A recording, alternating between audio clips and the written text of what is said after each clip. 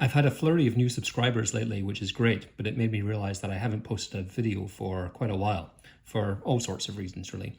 So I figured I would give a very quick update, just mainly so that you know that the project is still alive. So I've been continuing to work off and on the video card here for the Mite, and it's certainly been giving me a hard time.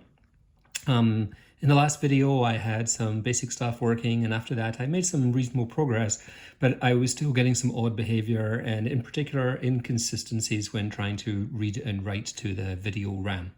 I tracked down a couple of wiring problems and fixing those certainly helped, but it didn't entirely resolve the issues. So I also began to wonder if I was getting some signaling problems, especially from these cables that I made out of DuPont wires.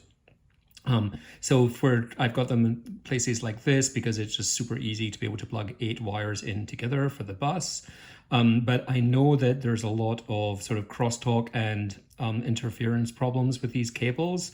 And I'm wondering if that's actually causing me some trouble. But then one day I turned it on and it was completely kaput, just not working at all, not generating any video signal. And I suspect what was going on is that I've burned out the video processor here. So the TMS 9918 is known to run quite hot. And as you might be able to see, there's no heat sink or any kind of heat mitigation on there.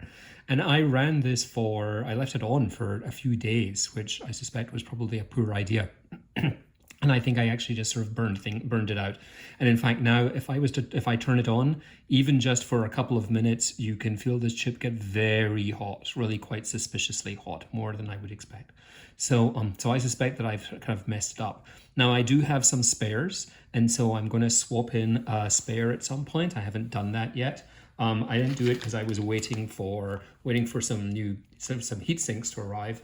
They just arrived this morning because I don't want to have a new chip running without some heat mitigation on that. So once I've added those, I'll try swapping a new chip in and see if that works. But that doesn't really address the larger signaling problem.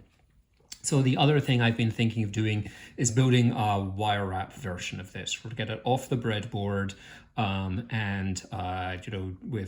if I wire wrap version, then the wire runs will be a lot shorter.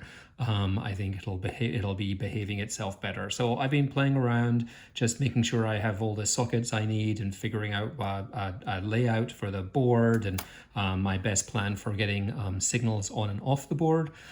So I've been planning that, but I haven't actually started on that yet. That's what's next. Although the biggest challenge, of course, is really just to find some time to work on things because real life has been intervening as it does.